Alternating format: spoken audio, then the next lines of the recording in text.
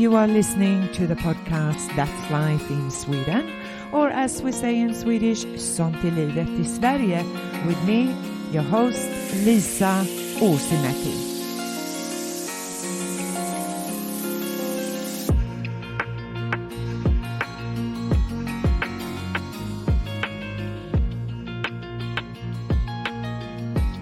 Today I'm speaking with Professor Kylie Readman, who is the current Pro-Vice Chancellor of Students and Education here at Murdoch University in Perth, Western Australia. Hello and welcome to Kylie Readman. How are you this morning? I'm well, thank you, Lisa. How are you? I'm good, and considering the massive storm we had. It's been very wild weather the last few days, hasn't it? Yes, and here I'm was thinking that my last few days in Perth would be sunny, nice and warm, maybe head for the beach, and I'm all rugged up.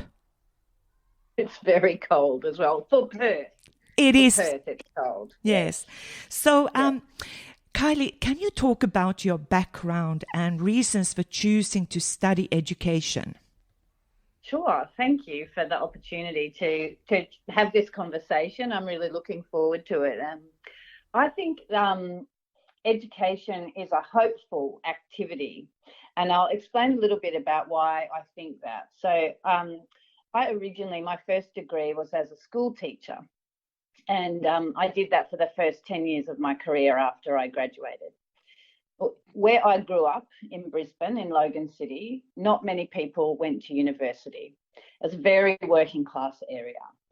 So the opportunity to go to university, to gain a qualification where I had a stable income, a stable job, where I could, to use my mother's words, look after myself and my children no matter what, was really appealing. I also felt that if I went to university, I owed it to my parents to get a job that would be like that, would add value. So it wasn't to indulge myself, it was to make my life better. And education was the only avenue I had to achieve that. So I was really lucky that the course that I taught, which was specifically teaching drama to high school students, made me very happy.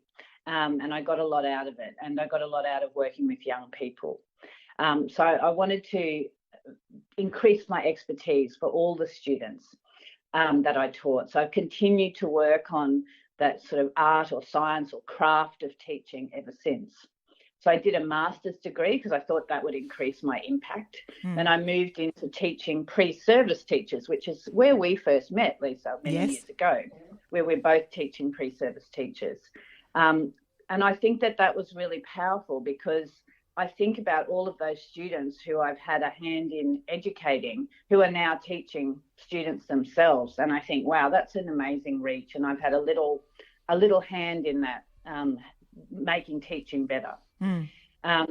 So being an expert also means researching. So I continued on at university to be able to do that as well as teach, which I have continued to do throughout my career. So my research areas are curriculum, pedagogy and assessment, particularly assessment. And the other area that I'm really interested in is leadership in learning and teaching.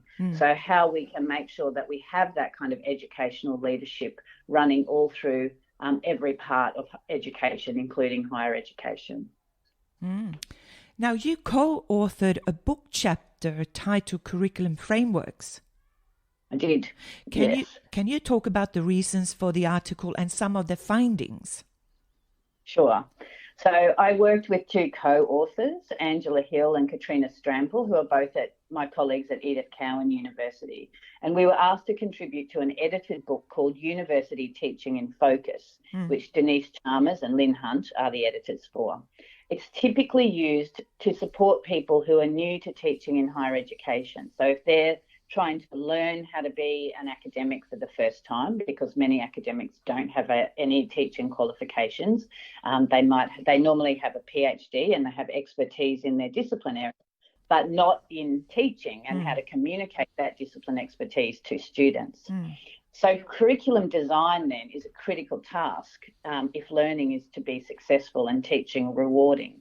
So our contribution took a bit of a bigger picture than just how to do lesson plans and how to engage students in the classroom or online, and actually looked at the bigger story about designing curriculum from start to finish. We wanted to situate curriculum design in the political landscape as well, because there's regulations, there's professional associations, there's employers. They all want graduates who are well educated, and they use unfortunate phrases like job ready. So I would really challenge the notion that the only outcome of higher education should be job readiness, even though that was my motivation. I think employability is really important. Going to university is a big investment for the individual because it means 3 or 4 years or more of not working. So it has to be worth it to the student who's committing that time. But being employed is almost an outdated, if you think about all of the theory coming out now around future of work. So there's so many students who want to go out on their own to earn a living using different frameworks other than employment. And also all of our graduates have an opportunity to be contributing critical citizens. And that is the other important function of higher education. So the chapter really helped people to think about that and think about what's the bigger picture when it comes to the way we design and teach curriculum. So in your own words, what is the purpose of education then? I thought about this a lot, but I think it's an opportunity to realise potential. I think being educated and educating others is also political, because education can change the balance of authority in society and, to my mind, make it a more just and inclusive place. So education has a critical function in transforming society when it's done well. Now, you have an interest in both equity and well-being, and so I'm curious as to what do you mean by starting off first with equity? Thank you. Yes, and I think that equity has to be the heart of an excellent education. So we quite often talk about excellence and quality, but for me, if it's not equitable education, then it's not achieving its goals. So in a university context, equity means we recognise that not everyone starts from the same place, and that some people may have to overcome barriers to be able to access education. It doesn't mean that they're not smart enough or they're not capable enough. If we believe, as I do, that education is a societal good as well as an individual benefit, we have to all work to ensure that barriers that have historically excluded some people are removed, and the institution is responsible for removing them to create a more even playing field. So it's not up to the individual who may have been challenged by their previous history or their background or anything like that. It's up to us. If we care about that, we have to do the work. So for me, equity means everyone has the opportunity to participate, not just get in the door, but to be supported and successful through to graduation. And there is a cost associated with that in supporting students who are potentially have had more challenges to get to higher education. And students might need different types of support at different times, I think. And I think we really need to take a strengths-based approach to this rather than looking at deficits. They can't do that because of this, or they didn't know that because of this. What can we do to support? What can we do to ensure that those students have the best chance of success? Do you believe that everyone in Australia have equal access to education today? No, absolutely not. I think that historical exclusion of some groups of people, lack of access, impacts on some people more than others. And I think as a wealthy nation, as Australia is, as a knowledge-based economy, we should be ashamed that this is not more adequately addressed. We're working towards it, but to my mind, the work is too slow. We need to work harder and we need to do more. So the examples of the kinds of groups that I think are historically have been excluded include people who are poor, people who live in a regional or remote location, have a disability of some kind. If they're an Aboriginal or Torres Strait Islander person, they're much less likely to come to higher education, and it's absolutely critical that they do for our nation. I think these are the historically kind of identified groups that we know are more challenged to complete university. But new data coming through shows that there are other groups too. So if I think about people who are trans or non-binary students, students from refugee backgrounds, they face specific challenges that mean that they have less access to education, and we need to address that as well. How do we do that? I think the challenges of inclusion are very real, and as I said before, they don't come without a cost. So I think we need to count the cost of inclusion, and that the funding structures that we have need to reflect that. But just saying, oh, it's the government's problem and they have to deal with it is not an enough of an answer. So each institution who's publicly funded with taxpayer money also has a responsibility to do that. And if we think about, we have to really think about, because I think a lot of it is ignorance. We don't think about inclusion. We don't think, oh, is this likely to exclude someone? So, there's obvious things that unfortunately still exist. We expect someone in a wheelchair to walk up a flight of stairs to go into a classroom. We can point at that and we can say, that's not inclusion, that's not equitable. But often it's much more subtle than that when we get down to it. There's a famous South American director, Augusto Boal. He used to talk about cops in the head. So it's not just the external indicators that might cause someone to think, I don't belong here, I'm not going to be successful here. It's students who might feel like, because of their historical exclusion might feel like they don't deserve to be at university. They might be hyper-vigilant around messages. They might think, I don't understand this. What is a learning management system? I don't know how to write this kind of an essay. Should I be typing it? Is it my own words? Should I be using references? What does that mean in a university context? So they might start to feel, oh, hang on, I'm not meant to be here. And when we use language that is exclusive, excluding people rather than inclusive, there's some of the things that are very subtle that we need to be vigilant around and not put that on students. So we need to make sure all of our messaging says you belong, we care about your success, and we want you to be, we want you to graduate and have the opportunity to be at university. So, the funny thing is, we know what inclusion is, yet we have problems implementing inclusion. My question then is, why? I think there's not an understanding that, not enough of an understanding, because universities are a privileged space. There's not enough of an understanding of the way that we practice being exclusive, because people see other people who are like them and think this is normal and how society operates. So we've got to take a more critical lens to that. And the other thing I think where I've done a lot of learning is to think about, is to learn from people who are in those groups, to amplify their voices, to listen to their experiences, to help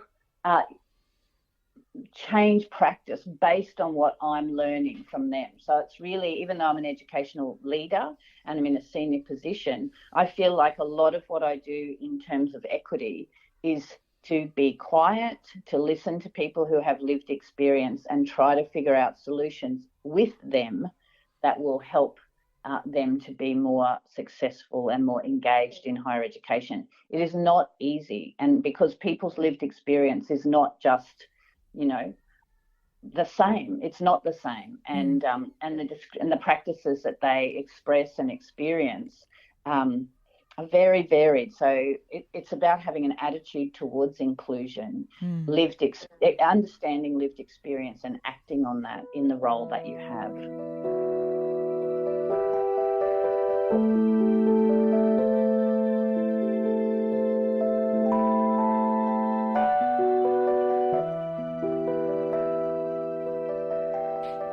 One thing that excludes people from university study here in Australia is the cost of it. Yes, absolutely. Mm. And that goes really against the Australian sense of fairness. Yeah. And if you think about, that's a fantastic question. And of course, cost is a major barrier, not just the cost of going to university, but the opportunity cost of not working for a period of time while you're at university, the cost of childcare potentially while you're at university, so the cost of travel, the cost of parking, the cost of not work. So there's lots of different costs associated with that, as well as the actual cost that is levied on students, which they can normally defer.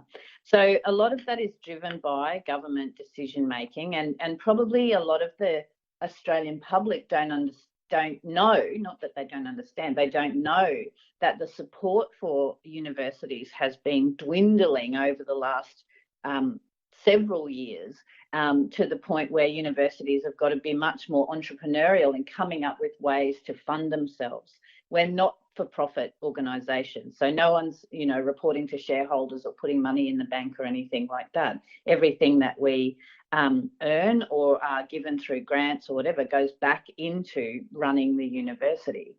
But costs go up. Costs go up when you are looking to make higher education more diverse and welcome a broader range of people, if you genuinely want them to be successful, which I think we do.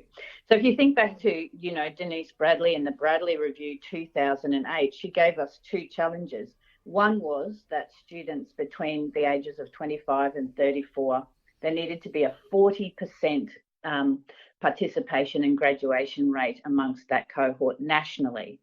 That has happened, and in some capital cities, it's more than 50% of students in that people in that age group have got an undergraduate qualification. So that actually, from 2008 to now, is a fantastic step forward. What hasn't happened is that students from those equity backgrounds that I mentioned, so she aimed for a 20% inclusion of those groups. The dial has barely shifted.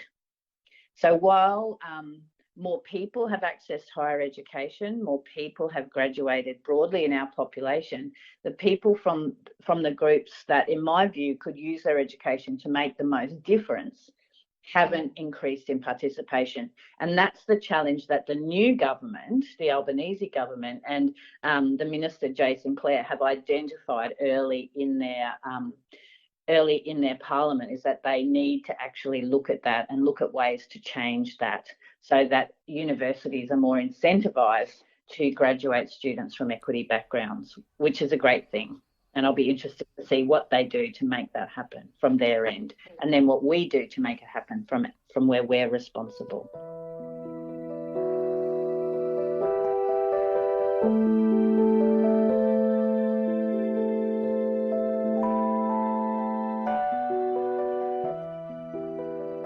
And I think that part of it, I certainly have to think about ways to not be defeated by it sometimes, when things don't go well. But I think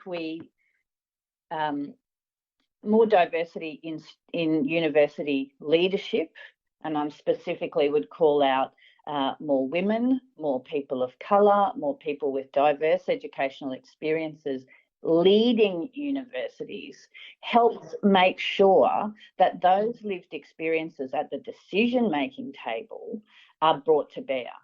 And so I think we are starting to see a shift there. We know that in most universities, over 60% of the workforce is female, for example. And so that needs to be reflected. And again, that's been a lot of work over a long period of time to even get people to have those conversations, let alone actually start to take proactive action on them.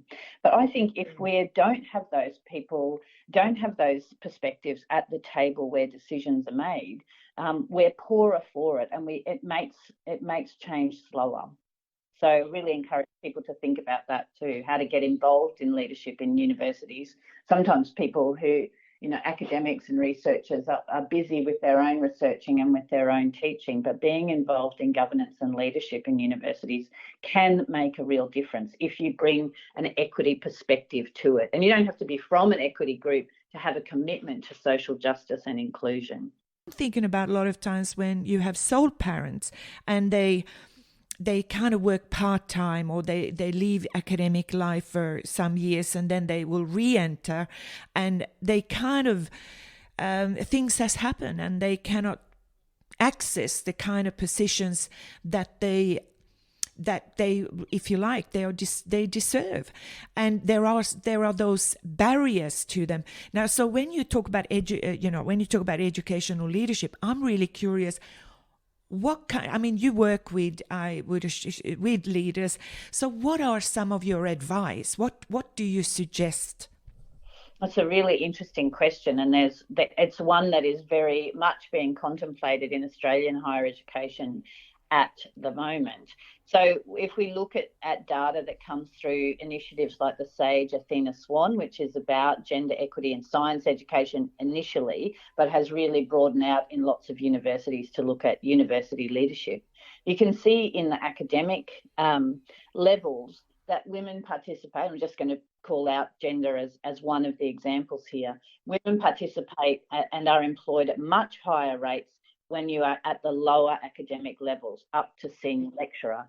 And when you go from senior lecturer up to associate professor or professor, that's where you see a profound loss of women. So they exit the system completely, and some of them never come back. If they come back, they do come back on sort of part-time or in differentiated roles, and sometimes that's to do with childcare.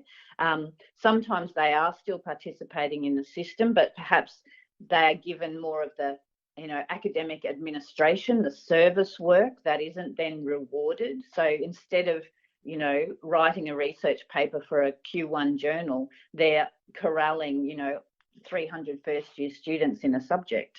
And so they give service to the university that they work for that is not rewarded. So changing the reward and recognition frameworks is an important aspect of it. When people have had a break in their career, and this is all people, not just women, but it does impact on women more because of childcare responsibilities, which women take up in Australia at much greater rates than male parents or other parents. That when people come back after that, they need a period of time to get their research back on track and to get their teaching back on track. So they need to not be loaded up with teaching. Some universities give people returning to work after a gap a stipend or a research grant to get them sort of up and going again, so they can travel and connect with their colleagues at other universities and so on. Those are the kinds of things that proactively make a difference, rather than saying, well, just get on with it. And I think that's a big difference between equity and what some people sort of would say equality. We all have the same opportunity. Well, the reality is we don't all have the same opportunity. So we've got to get ourselves to a level playing field before we, shoot the starter's gun and get people moving forward in their careers. We've got to really think about what are the things that are likely to derail them and how can we make that fairer. So I think that fairness is, there is evidence of fairness in the system. I think more has to come. We're currently challenged by achievement relative to opportunity. And COVID has had, I hate to say it, and we nearly got through the whole interview without me saying it, Lisa, but COVID has really changed the story around achievement relative to opportunity, because the opportunity, labs had to close, projects had to close, specimens died in science labs when people couldn't get to them. Like, all kinds of impacts mean that the opportunity researchers have had to complete research projects, etc., has been skewed. So I think over the next several years, we'll see lots of different applications of things like achievement relative to opportunity that is outside of the normal equity frameworks that we would use to apply that. And I think it's actually really interesting to think when different kinds of people start to think, oh, hang on, my opportunity has been challenged by the circumstances I've found myself in. I hope they'll reflect on that more widely than just their own experience and actually think about, well, what about the experience of others? Mm-hmm. And you know, I was just going to ask you how has COVID affected, if you like, your work at the university? I think things have changed a lot, actually. I think the way we think of ourselves as workers in higher education has changed, and that's professional and academic staff.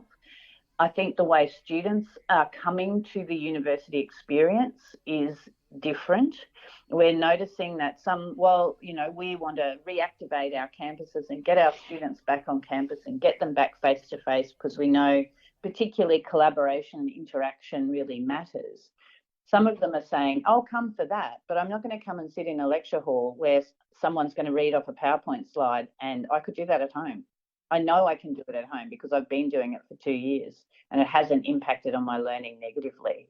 So I think universities are at a really important tipping point of thinking, what's the value proposition? When does face-to-face learning add value? And it does, don't get me wrong, for students who can have that privilege and time to be able to focus and interact in a face-to-face way. That's a fantastic benefit of university, and it increases other things like sense of belonging and well-being. But we also need to say, well, teaching and learning online can't be second class anymore. It has to be much better than it was. And so I think that's a big challenge for universities, the way that people will come to and engage with what we offer. I think wellbeing has been really impacted, staff and students. And I can hear from staff, some of whom say, I just want to go back to the way things were before. And that I totally understand that, because the process of having to live through sometimes quite scary circumstances, and I have to say Western Australia is probably less impacted than almost anywhere else in the world because of our isolation and because of the strong action of our government to lock the borders and stop us from getting out and stop other people from getting in, which in itself had its own wellbeing impacts. But I think we really have to think differently about what our value proposition is for students, how we work together, and how we deliver both teaching and research going forward. Your work also involves student and staff well-being. So when you talk about, or when you're referring to well-being, what specifically are you referring to? I think well-being, it's one of those terms that gets bandied around, and people often say well-being and mental health like it's the same thing. But a close colleague I work with pointed out that someone could have good mental health but a poor sense of well-being, and conversely have challenging mental health conditions but be managing it quite well, so have quite a good sense of well-being. So we just have to make sure that we don't lump all of those into the one basket. I think well-being is complex, and the situations that might cause one person to have a sense of being well might not work for another person, because we all bring our own individual life circumstances to this space. I think employers are starting to, and including universities as employers, starting to really think about well-being as a safety consideration, actually. So when we talk about occupational health and safety, well-being is being considered in that as well. And well-being, to me, it means things like being valued at work, being recognised for your contribution, having a clear understanding of your work, working with a sense of security around your work. And we know that universities have a very large casual workforce. Some people experience that as insecurity. Other people experience it as absolutely fine, because they might have other work and they're happy to work casually or sessionally at a university and contribute their expertise in that way. And that's a good example of what I mean when the same situation might be experienced differently by other people. I think we all need to feel like what we do matters, and I think that contributes to our sense of well-being. And thinking about our employer as offering and considering our well-being matters as well. So things like flexible work arrangements, this is another outcome of COVID that I didn't mention before, is becoming more prevalent, that people are actually talking about that as much as they're talking about other work benefits or work situations. And the other important thing, and I think one of the things that helps students in particular stick with and stay at university, and this was very important to us during COVID, everything was uncertain. Every single aspect of students' lives was uncertain. So we made a commitment at our university that no matter what else happened, as much as we could, for as long as we could, we would continue learning. We would continue learning and teaching, so that no matter what else happened, students could feel like at least that part of my life is not on hold with everything else. And I think that was a really good decision. And we did things in that regard, like making sure there was an academic safety net, we called it. So students, even if they failed, they got a different indicator, on a different mark on their transcript that indicated that this happened during the pandemic. So for employers to signal to them like, hey, there was stuff going on at this time, so that students could feel like, okay, I'm going to keep trying. We also provided things, really practical things, laptops, data packs. We provided funding for students who didn't get government funding. We were particularly attendant and aware of the impact on our international students.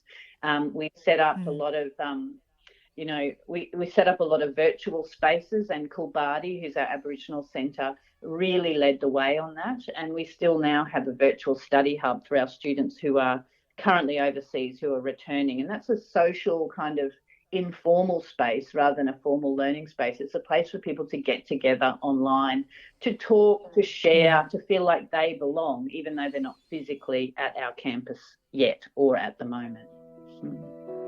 Yeah. Now you are actually going to leave Perth.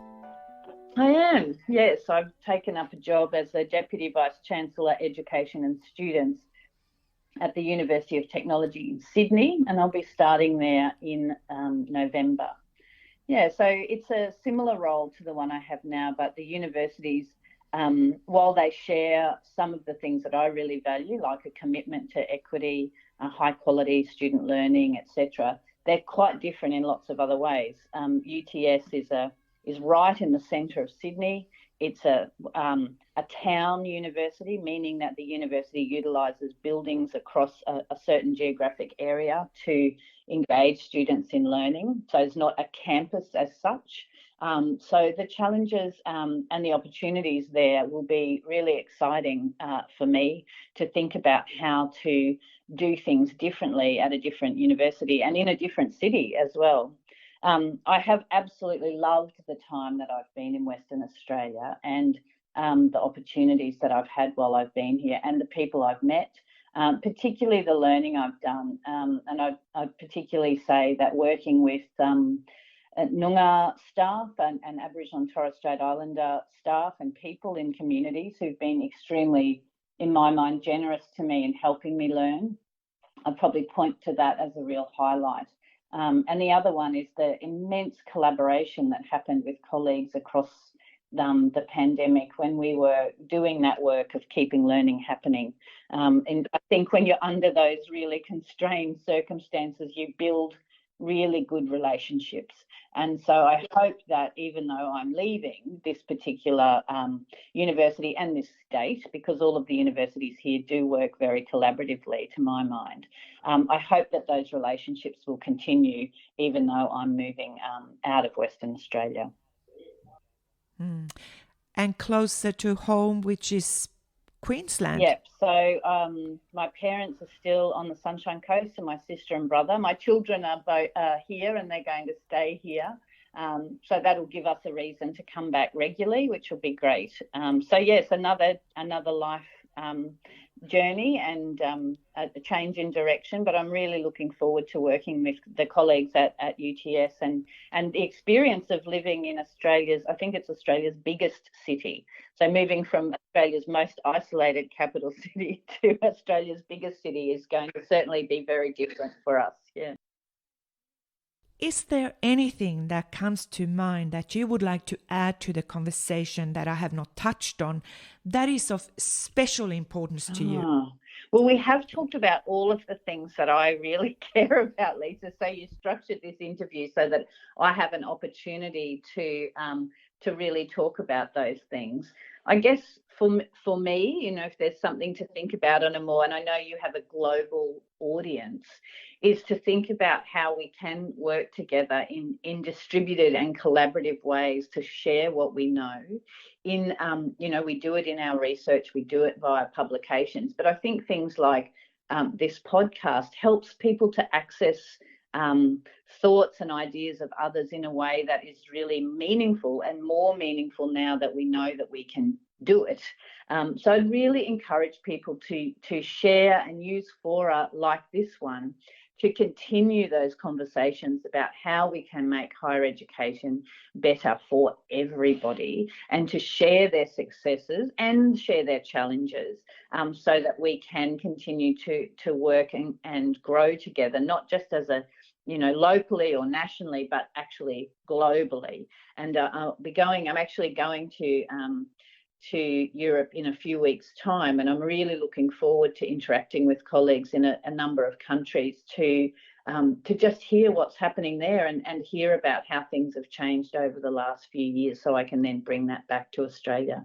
And of course, I'm excited to travel for the first time in a number of years. Thank you so much, Kylie, for sharing your thoughts and time today, and I certainly hope to catch up to hear more about your new life in Sydney. Thank you, Lisa. It's been lovely to talk to you. And you have been listening to the podcast That's Life in Sweden, or as we say in Swedish, Sånt, livet i Sverige, with me, Lisa Åsmäki. I have, of course, not been podcasting from Sweden, as I have been in Australia. However, next time you hear from me, I will be podcasting from Sweden. Till then, take care of yourselves and each other. Bye for now.